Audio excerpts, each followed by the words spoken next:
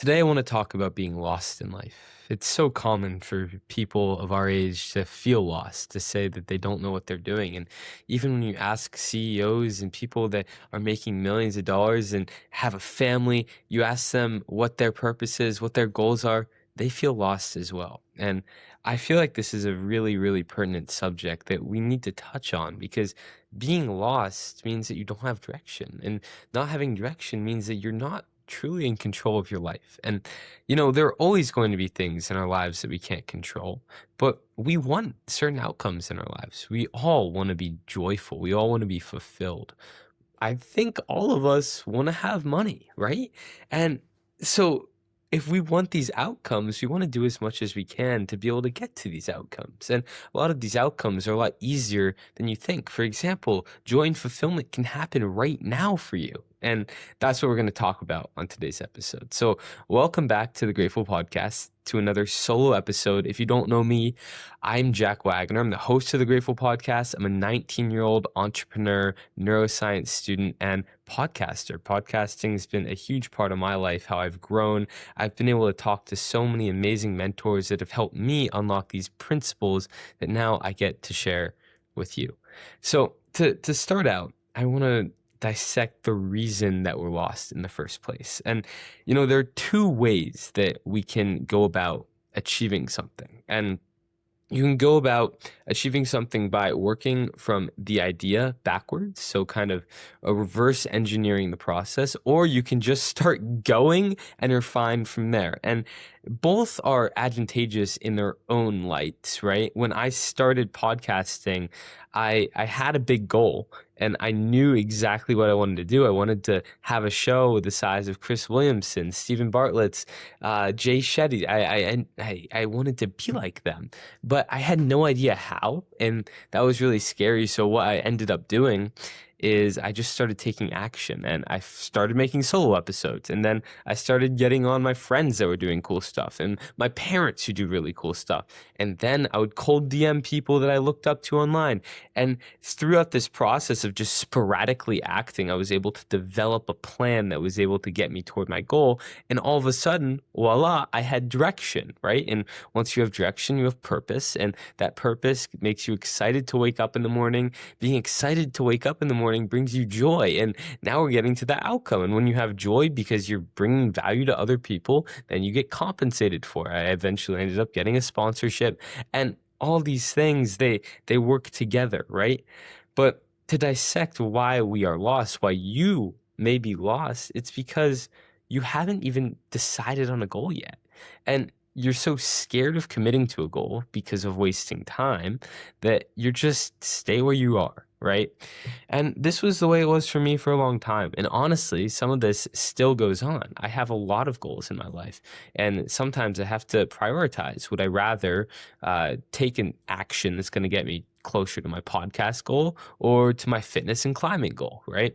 And you have to kind of create a priority list and a list of all your goals and how you're going to manage your time, because it is a finite resource.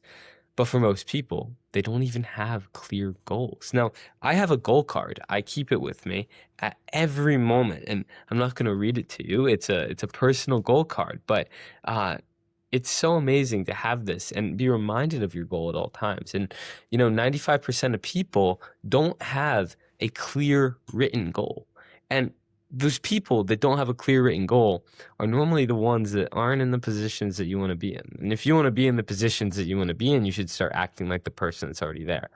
And the majority of the people that I have on my podcast that are doing millions of dollars in profit a year, that are joyful, that are traveling the world, they have clear goals. No matter how far they've reached, they still have goals that they're working toward, because that brings them joy, that brings them fulfillment.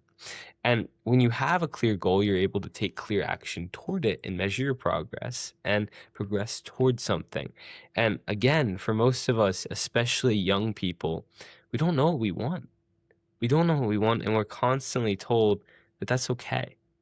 And it is okay to not know what you want. Everyone doesn't know what they want at some point. But what's not okay is to continue telling yourself that it's okay until eventually you're just in a career that you don't enjoy, doing things that don't truly light you up because you never took the time to figure out what you want. And so we talked about the two ways that you can go about like figuring that out, right? And chasing a goal. The one is just sporadic action. And honestly, that is a way that you'll waste time, but you also figure out what you like and what you don't like. And I recommend that to some people. I think that for some people, sporadic action and just getting an idea and acting on it and seeing if they like it, and then going to another thing and figuring out what they like that way, I think for some people that's a great way of going about life. But the other way, and the way that I recommend to most people, is by taking a pen, taking a piece of paper, and just taking time to write down what they want. Figure out what you want. And it sounds simple. And once you go to do the task, you're going to realize that it's not simple.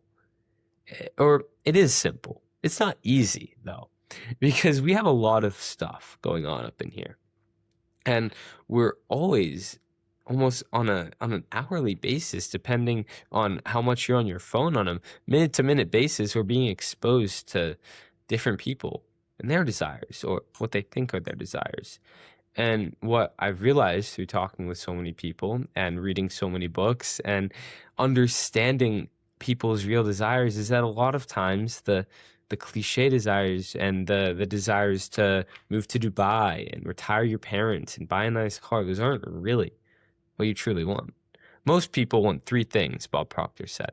They want to be financially stable, financially free, in a way where if they want to go on that vacation, they can do it. If they want to buy that new suit, they can do it. They don't have to think about it, right? They don't need to be millionaires, billionaires, but they want to be financially free.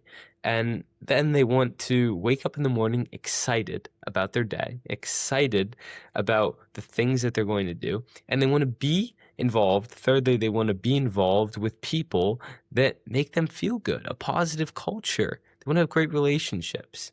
And these three things don't necessarily have to be Dubai. Maybe they are. Maybe they are for you, and that's okay. But what I'm challenging you to do is figure out what you want for yourself, because if not, you're going to be creating a reality that's based on someone else's wants, and that's not really what you truly want. In order to live a life where you feel your best, where you're most fulfilled, you have to develop a life based on your wants. And if you're never clear on what you want, you're never going to get that. I know I just said want so many times, so feel free to pause, rewind, figure out what I'm saying. But I'm going to move on into the idea of actually figuring out what you want, because it can sound so simple, as I said, but it can be really hard for people, and they get stuck and they give up. When I went about trying to figure out what I want, I had to do a lot of work on stopping shutting out my thoughts. That sentence wasn't very clear, but what I mean by that is we live in a world where we have so many distractions that it's very easy to not really be in tune with what we're thinking. It's very easy to have a moment of boredom and put in an AirPod and listen to fun music, or scroll on your phone, or call someone that you really want to talk to. And all those things are great, besides scrolling, really. All those things are great, but you don't leave time for yourself. And leaving time for yourself is the most important thing in getting to know yourself. Like, your best relationships with other people, you spend time with them. And when you spend time with them, it's quality time. For you, with yourself, a lot of the time that you spend with yourself isn't very quality. A lot of it is half-assed, distracted, doing something, kind of thinking, pushing the thought away if you're scared of it, right? So if you want to develop the relationship with yourself where you can give yourself what you want, you have to listen to yourself. You have to. And that's a non-negotiable. And the only person that can make you do that is yourself. So the first step to figuring out what you want and then building a life that you really want is creating some time where you can listen to yourself, where you can develop a relationship with yourself and get to understand your needs and your wants. And then you start writing, and you just take yourself to this fantasy land. You're like, what does my dream life look like? What does my dream life look like? I don't want to worry at all about how I'm going to get there, because that doesn't matter. That doesn't matter. You just want to worry about, not even worry, you want to think about the things that you really do want. For me, I imagine myself with a beautiful family in a house in the mountains where I have a lake that I can jump in after I go for a run in the morning, and I can drive down to town and have meetings with people in a wonderful coffee shop. And I can travel to wherever because my clients are paying me to travel there and speak with them. That is what I imagine. I imagine it very clearly. I see a picture in my mind. I want you to develop that picture, no matter how weird or fantastical it is. If you're developing the picture and it's something you really want, keep going, dive deeper. And as you dive deeper into that, you can start to make details and you can start to take yourself into that world. Now that you're there, you kind of understand what you want. You can pick apart pieces. You can say, how much money is this person making? How do they have kids? Or what are they doing as a job? And some of those details may be foggy, but you're just developing the parts of you that make up your dream self. And that way, once you develop them in your head, you can start to develop them in the real world. And now, if something's foggy, that's okay. It'll come.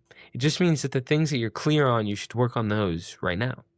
So, for example, if you know that the person that's in this life that you pictured is making a lot of money and feels really good doing it, figure out the thing that you really enjoy to do that might be a high value skill. And it might be very unrelated to what you're going to school for right now or what your parents told you you should do. But really, it's never worth the sacrifice to use the sunk cost fallacy on the thing that you want to do for the rest of your life. For those of you that don't understand the sunk cost fallacy, I'm going to explain it real quick. Basically, it's the idea that when you spend so much time on something that may be wrong and you learn that it's wrong, you still stay committed because you've spent so much time on it. Car salesmen love to do this. They love to keep you around as long as possible so you can say, oh, well, I've been here for this long, so I guess I might as well buy the thing, right? And it's the same thing. If you are, let's say, pursuing a medical degree in something and you realize that you hate it, but you're like, I've been here so long, I have to just go through with it and commit to this. And it's a fallacy. It's a fallacy of thought because it's not really truly lighting you up and it's not giving you the thing that you really truly want. All these things, they may sound crazy to you. Everything that I'm saying right now may sound crazy to you, but if you were me, it would sound so normal. It would sound right. And it's because I've been training my brain and my subconscious to learn about these things, excuse me, in the way that the most successful people in the world think about them.